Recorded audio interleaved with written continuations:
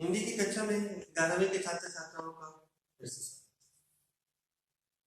पिछले दिन हम लोगों ने नमक का दारोगा नामक जो पाठ है जिसके रचनाकार कौन है, मुंशी प्रेमचंद, पूरे कहानी के बारे में विस्तार से पढ़ा था। कई विषयों को रचनाकार ने इस पाठ में या इस कहानी के माध्यम से हमारे सामने प्रस्तुत करने का उन्होंने प्रयास किया। पूरी कहानी को पढ़ने के क्रम में आप लोगों ने देखा होगा कि कई जगहों पे रचनाकार ने कई महत्वपूर्ण तथ्यों को भी उठाया। अगर आपसे ये पूछा जाए कि इस कहानी के माध्यम से रचनाकार क्या संदेश देना चाहते हैं पाठक वर्ग को या समाज में रहने वाले हम लोगों को, तो इसका उत्तर आप लोग क्या देंगे? बार बार मैंने इस विषय पे आप लोगों से चर्चा की, तो इसका उत्तर एकदम सामान्य सा है कि असत्य पर सत्य की विजय, अधर्म पर धर्म की विजय, और मनुष्य के पास धन चाहे जितना भी हो जाए क्यों ना, धन के बल पर हो सकता है कि कुछ समय के लिए वो न्याय को खरीद सकता है, न्याय को अपने अधीन कर सकता है, लेकिन जीत हमेशा धर्म की ही होती है। हाँ, आप लोग ये कर सकते हैं, क्योंकि मैंने चर्चा की थी आप लोगों के साथ कि यहाँ पे आदर्शों को यथार्थवाद देखने को मिलता है, यानी जो यथार्थ है, जो वास्तविकता है, उसका अंत में लेखक ने क्या किया था, एक आदर्श की स्थापना की थी। वो आदर्श की स्थापना किस प्रकार की थी कि अलोपी दिन का हृदय परिवर्तन कर दिया था। जिस अलोपी दिन की वजह से बंसीधर की नौकरी गई थी, वही अलोपी दिन उन्हें अपने यहाँ अस्थायी मैनेजर यानी प्रबंधक के पद पर नियुक्त कर देते और उससे अधिक तनख्वाह पे, उससे अधिक सुख सुविधाओं के साथ। अब हम प्रश्नों पे चर्चा करेंगे। पहला प्रश्न, कहानी का कौन सा पात्र आपको सर्वाधिक प्रभावित करता है और क्यों? ये प्रश्न आप लोगों से पूछा गया। लेकिन पूरी कहानी को पढ़ने के क्रम में आप लोग देखेंगे कि एक ही पात्र है जो हम लोगों को सबसे ज्यादा प्रभावित करता है। हो सकता है कि आप लोग यहाँ पर कुछ लोगों के मन में हो सकता है कि नहीं सर, बंसीधर से अच्छा अगर मैं बोलूं कि अलोपी दिन है, क्योंकि उनका हृदय परिवर्तन हो जाता है और वही अलोपी दिन आकर फिर बंसीधर को अपने यहाँ अस्थायी प्रबंधक के पद पर रखते हैं, मैनेजर के पद पर रखते हैं, तो मेरे ख्याल से सर अलोपी दिन अच्छे मैंने सर्वाधिक प्रभावित करने वाले पात्र इस कहानी में मुझे लगे। कुछ लोग कह सकते हैं कि बंसीधर है। तो अगर व्यक्तिगत दृष्टिकोण की बात है, अगर मेरे दृष्टिकोण से भी मैं करने जाऊंगा तो मैं बंसीधर को ही पहला चयन करूंगा, क्योंकि आरंभ से लेकर अंत तक यही पात्र है केंद्र में, और ये पात्र जो है कहीं भी अपने कर्तव्यों से विमुख नहीं हुए। सत्य के मार्ग पर चलने वाले, धर्म के मार्ग पर चलने वाले, ईमानदार, कर्तव्यनिष्ठ, ये सारी विशेषताएं इनके भीतर है। दिए था आप लोग के पहले प्रश्न का उत्तर। दूसरा है, नमक का दारोगा कहानी में पंडित अलोपी दिन के व्यक्तित्व के कौन से दो पहलू उभर कर आते? तो उनका देखिएगा व्यक्तित्व के दो पक्ष। आरंभ में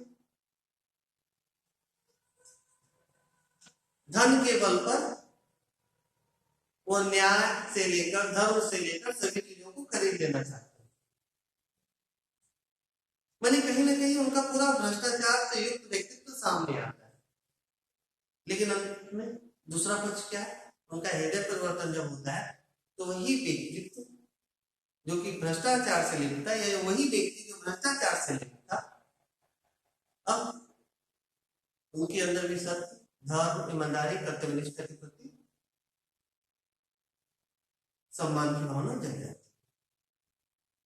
तीसरा प्रश्न है, कहानी के लगभग सभी पात्र समाज की किसी न किसी सच्चाई को उजागर करते हैं। निम्नलिखित पात्रों के संदर्भ में पाठ से उस अंश को उद्धृत करते हुए बताइए कि यह समाज की किस सच्चाई को उजागर करते हैं। वृद्ध मूल से अनुभवी व्यक्ति है, बंसीधर के पिता है यह, और समाज में व्याप्त भ्रष्टाचार को देखकर या गलत कार्यों को देखकर क्या होता है, वो अपने को आपको उसके अनुसार ढाल लेते हैं।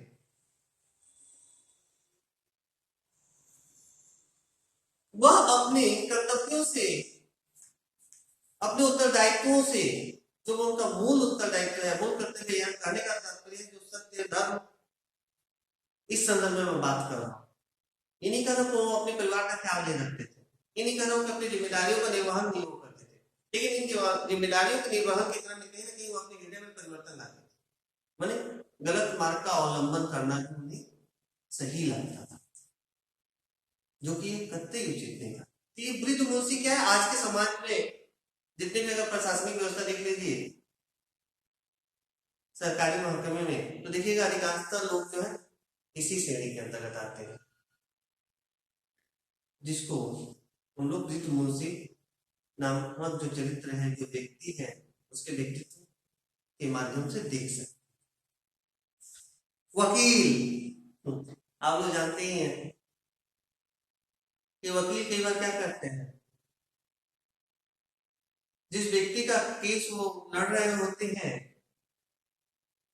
उस व्यक्ति का केस ही कमजोर बना देते हैं और विपक्ष को जीतने का मौका दे देते हैं, या विपक्ष से हाथ मिलाकर अपने वकील को हरा। तो ये है वकीलों का चरित्र।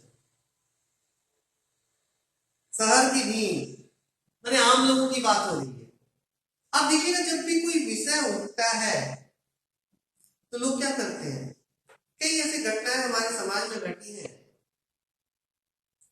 उसको लेकर लोग कई तरह के आंदोलन भी चलाते हैं, मुहिम भी चलाते हैं, ये कितने दिनों तक, कुछ दिनों तक। उसके बाद क्या होता है, चीजें फिर यथावत हो जाती है। यहाँ पर भी देखिए जब आरोपी को गिरफ्तार किया गया था तो सभी लोग क्या हो रहा था, वो पक्ष जो था बंशीधर की तरफ कहीं ना कहीं झुका हुआ नजर आएगा घटनाक्रम पढ़ने के क्रम में, आप लोग देखिए। लेकिन जब वही होता है अदालत में पहुंचने के बाद जब फैसला आ जाता है, सभी लोग बंशीधर के विपरीत, जो लोग आरोपी को लेकर कुछ बोल भी रहे थे, मैंने सामने आकर नहीं, पीठ पीछे भी, अब वो भी बदल चुके। निम्न पंक्तियों को ध्यान से पढ़िए, नौकरी में होने को ध्यान मत देना। मैंने कहा भी था कि आप लोग इन पंक्तियों को रेखांकित कर लीजिएगा। यह तो पीर का मजार है, निगाह चढ़ावे और चादर पर रखनी चाहिए। ऐसा काम ढूंढना जहां कुछ ऊपरी आय हो। मासिक वेतन तो पूर्णमासी का चांद है जो एक दिन दिखाई देता है और घटते घटते लुप्त हो जाता है। ऊपरी आय बहता हुआ स्रोत है जिसमें सदैव प्यास बुझती है। वेतन मनुष्य देता है, इसी से उसमें वृद्धि नहीं होती।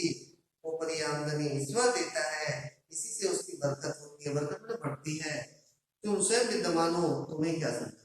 ये पिता जो अपने बेटे बंशीधर को सीख देते हैं नौकरी पर जाने से पूर्व। यह किसकी उक्ति है, तो यह वृद्ध मुंशी की उक्ति है। मासिक वेतन को पूर्णमासी का चार्ज क्यों कहा गया, क्योंकि मासिक वेतन का अर्थ है मासिक वेतन, यानी महीने में एक बार मिलने वाला तनख्वाह या सैलरी जिसे हम कहते हैं।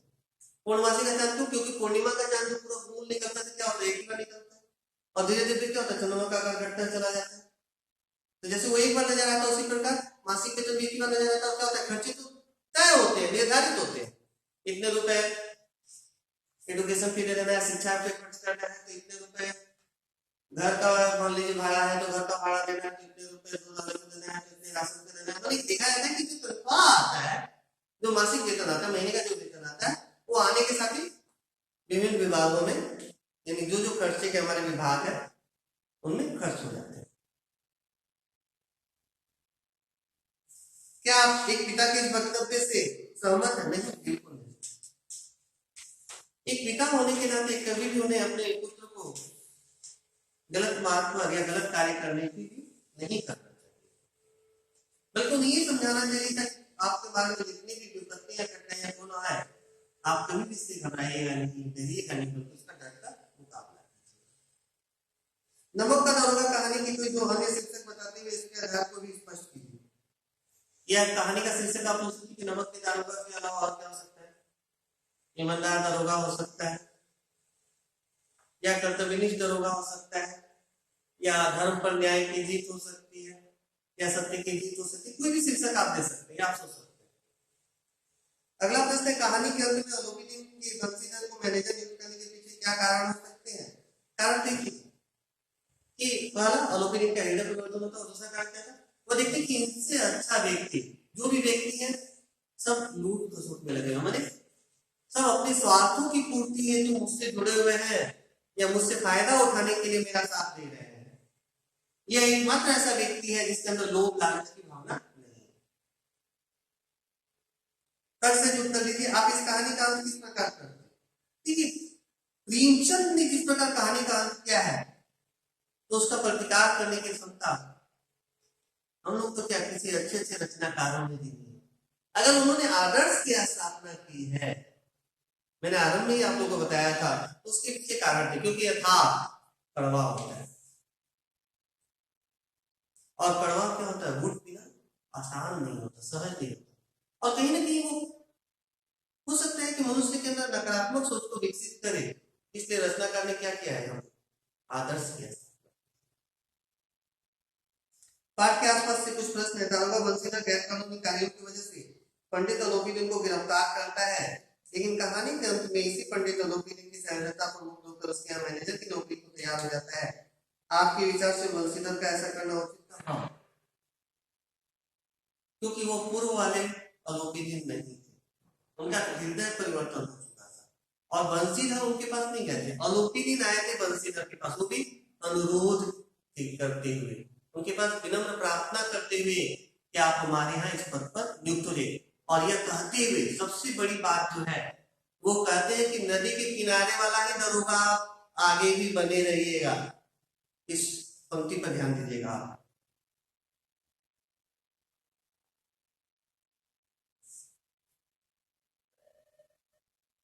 यदि आप उसकी जगह होते तो क्या करते?